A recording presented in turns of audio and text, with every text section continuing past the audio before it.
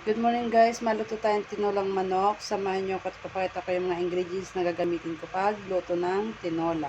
Buo, tapos meron akong sibuyas, bawang, luya, sili, paminta, at sinamahan ko yung manok na balunan tsaka atay at mga manok laman. Ayan.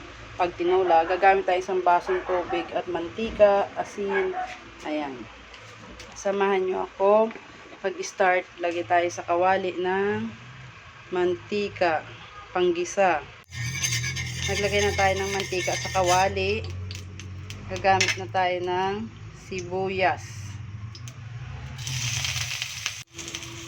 luya, bawang. Lagay mo na yung manok. Lagay mo na yung asin,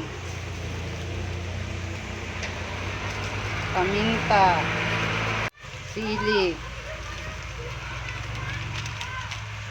Wow, sarap. Papaya.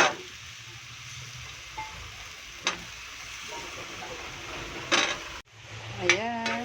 Nailagay na natin yung papaya. Pwede na natin ilagay yung tubig para lumambot ang manok at papaya. Ayan po. Luto na po yung tinula nating manok with atay in balonan.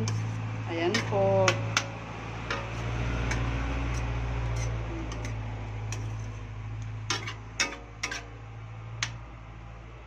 Ayan. Luto na ang ating luto na po ang ating tinola.